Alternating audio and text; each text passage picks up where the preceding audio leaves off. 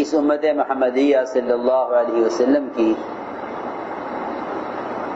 جہاں بہت ساری فضیلتیں ہیں، اس میں خصوصیت یہ بھی ہے کہ اس امت کی جسمانی قوت بھی کم اور اس امت کی عمریں بھی کم. پچھلی امت کی عمریں زیادہ ہوتی، اس امت کی عمر بھی کم اور جسمانی قوت بھی پچھلی قوموں سے بہت کم ہے. حضور اکرم صلی اللہ علیہ وسلم کو اس کا فکر تھا کہ میری امت کی عمریں پچھلی امتوں کے مقابلے میں کم ہیں. 60-70 کے درمیان میری امت کی عمریں بتا دی گئی مجھے. اب میری امت اعمال میں دوسری امتوں سے آگے کیسے بڑھے گی؟ وہ 500 سال، 400 سال، 300 سال عمل کریں اور میرا امتی 60-70 سال کے درمیان کی عمر تک عمل کرے، تو میری امت اعمال میں آگے کیسے بڑھے گی؟ تو اللہ رب العزت نے ایسے اعمال اس امت کو عطا فرما دیے کہ یہ اپنے کم وقت میں زیادہ عمل کا اجر کما سکتے ہیں. اس لیے جو فضائل اور اجور اس امت کو دیے گئے ہیں اعمال کے، وہ پچھلی امتوں کو نہیں دیے گئے. لیکن امت نے اس کم عمری میں اتنے مواقع ملنے کے باوجود ناقدری اور ناشکری کی وجہ سے اپنے اعمال کو ضائع کر لیا. عمل ضائع ہوتا ہے دو چیزوں کی کمی سے، ایک احتساب کی کمی، دوسرے علم کی کمی. علم اور احتساب، جس عمل میں یہ دو چیزیں نہ ہوں وہ عمل بدعت بن جاتا ہے. احتساب نہ ہو تو عمل عادت بن جائے گا، اور علم نہ ہو تو عمل بدعت بن جائے گا. ساری جتنی بھی بدعات ہیں وہ صرف اس لیے ہیں کہ اس عمل کی تو خبر ہے لیکن اس عمل سے متعلق علم کی خبر نہیں ہے کہ یہ عمل کیوں ہے. بہت سے ایسے مواقع ہیں کہ جس کو مسلمانوں نے بدعت بنا لیا ہے، حالانکہ وہ اعمال بڑی اونچی سنتیں ہیں. جس میں سے ایک صوم عاشورہ ہے، عاشورہ کا روزہ. پہلے یہ فرض تھا، پھر رمضان کے روزے پر آنے پر یہ روزہ مستحب ہو گیا، ورنہ پہلے فرض تھا. رات کا قیام تہجد بھی پہلے فرض تھی، پھر 1 سال کے بعد اس کو نفل کر دیا گیا. اسی طرح صوم عاشورہ پہلے فرض تھا. یہود یہ روزہ رکھتے تھے کیونکہ، اور یہ روزہ فرعون سے نجات کے شکرانے میں رکھا جاتا تھا. آپ نے دیکھا کہ یہود روزہ رکھتے ہیں.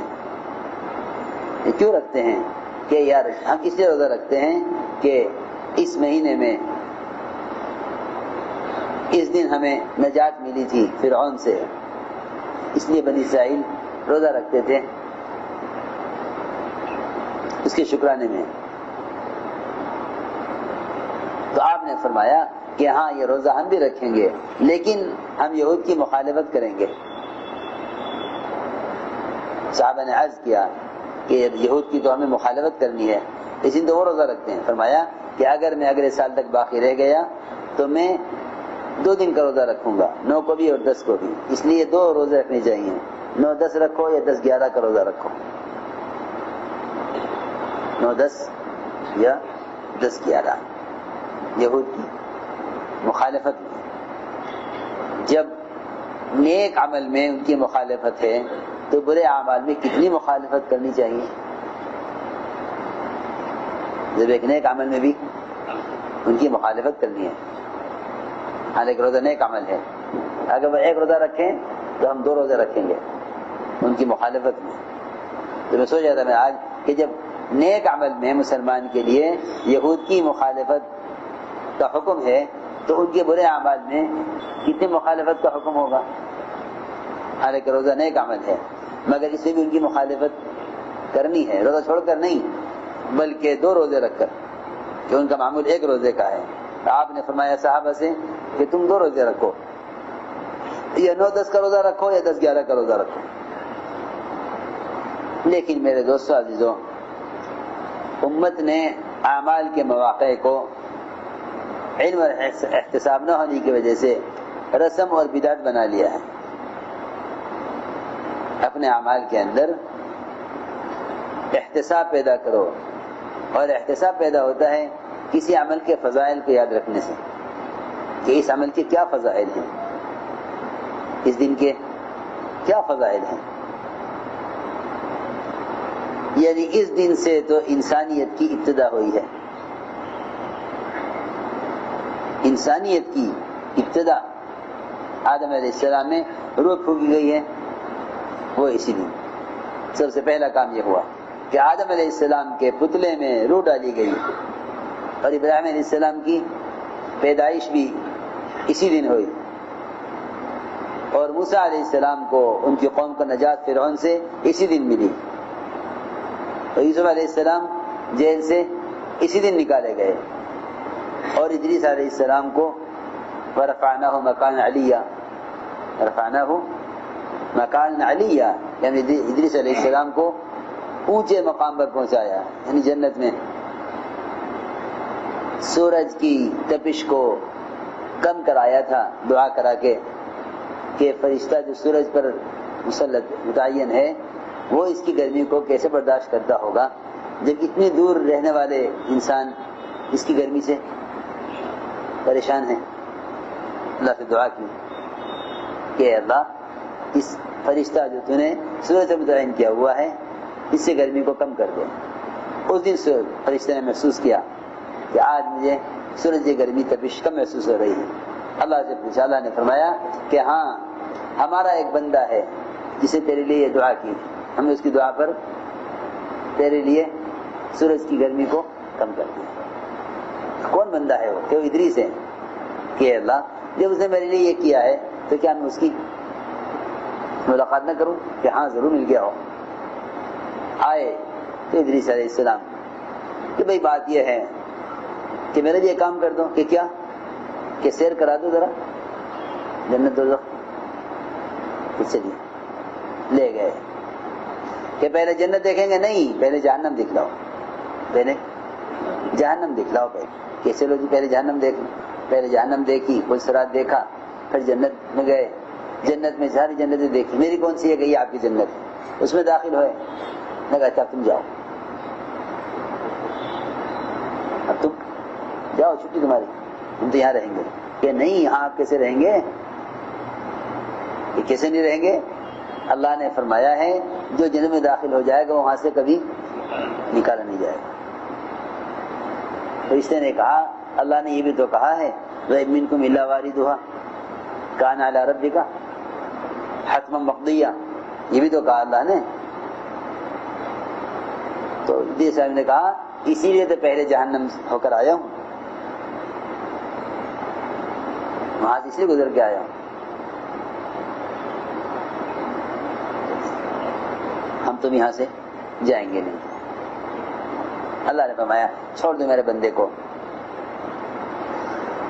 وَرَفَعْنَاهُ مَكَانًا عَلِيًّا. ادریس علیہ السلام اسی دن جنت میں داخل کیے گئے، اور نوح علیہ السلام کی کشتی جودی پہاڑ پر اسی دن آ کر رکی. یونس علیہ السلام مچھلی کے پیٹ سے اسی دن باہر پھینکے گئے، اور موسیٰ علیہ السلام پر توریت اسی دن نازل کی گئی. ابراہیم علیہ السلام کو آگ میں اسی دن ڈالا گیا، اور آدم علیہ السلام کی توبہ بھی اسی دن قبول ہوئی. اتنا کچھ اس مہینے میں کرنے کا ہے کہ رمضان کے بعد سب سے افضل مہینہ وہ محرم کا ہے، کیونکہ اللہ کا مہینہ ہے. شہر اللہ، اس مہینے کے ساتھ اللہ کی نسبت ہے. شہر اللہ المحرم بہت نیکی کمانے کا مہینہ ہے، مگر جہالت نے اور بدعتوں نے اور پچھلوں کو دیکھ کر عمل کرنے والوں کے عمل نے بجائے انفاق کے اسراف پر ڈال دیا، اور بجائے اتباع سنت کے بدعتوں پر ڈال دیا. یعقوب علیہ السلام کی بینائی بھی اسی دن واپس ہوئی. یعقوب علیہ السلام کی بینائی چلی گئی تھی، یوسف علیہ السلام کا کنویں سے بھی نکالا جانا اسی دن ہوا، اور ایوب علیہ السلام کو شفا بھی اسی دن ہوئی، داؤد علیہ السلام کی توبہ بھی اسی دن قبول ہوئی، اور سلیمان علیہ السلام کو سلطنت دی کیا جو کچھ لینا ہے مہینے میں لے لو، جو کچھ لینا ہے اس مہینے میں لے لو، اس دن لے لو۔ قیامت کے دن کا قائم ہونا بھی یہ اسی مہینے میں ہے، قیامت اسی مہینے میں قائم ہوگی۔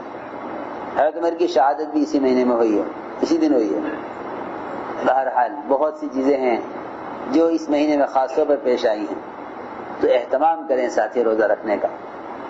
ہاں لیکن اللہ کے راستے کی نقل و حرکت میں کمی نہ آنے دیں۔ صحابہ کرام اللہ کے راستے کی نقل و حرکت میں تاخیر نہیں کرتے تھے، اگرچہ ان کو خروج کی وجہ سے رمضان کے روزے بھی چھوڑنے پڑے جو فرض ہیں۔ ایسا نہ کرے کوئی کہ چلو جماعت میں نہ جا کے روزہ رکھ کے یہاں قیام کر لوں، ایسا نہ کریں۔ اگر ہمت ہو تو روزے کو اور خروج کو جمع کر لیں، ہمت نہ ہو تو خروج کو مقدم رکھیں، روزہ کھول لیں۔ فرماتے ہیں وہ قتادہ رضی اللہ تعالی عنہ تو حضور اکرم صلی اللہ علیہ وسلم سے پوچھا گیا عاشورہ کے دن کے روزے کے بارے میں، فرمایا 1 سال کے گناہ معاف کرا دیتا ہے روزہ، 1 سال کے گناہ۔ ایک روایت ابن عباس فرماتے ہیں رضی اللہ عنہما کہ فرمایا حضور اکرم صلی اللہ علیہ وسلم نے، بلکہ حضور اکرم صلی اللہ علیہ وسلم نے روزہ رکھا عاشورہ کے دن کا، بلکہ حکم فرمایا اس دن کے روزے کا۔ فرماتی ہیں عائشہ رضی اللہ تعالی عنہ، ایک روایت میں ہے، فرماتی ابن عباس رضی اللہ تعالی عنہ کہ سوال کیا گیا، ان سے پوچھا گیا عاشورہ کے دن کے بارے میں، تو فرمایا کہ میں نہیں جانتا کہ حضور اکرم صلی اللہ علیہ وسلم نے روزہ اس دن کے روزے کو علاوہ کسی اور دن کو فضیلت دی ہو اس پر سوائے رمضان کے، یا رمضان کے علاوہ کسی اور دن کے روزے کو محرم کے روزے پر فضیلت دی ہو۔ ایک روایت میں ہے کہ فرمایا حضور اکرم صلی اللہ علیہ وسلم نے کہ کوئی دن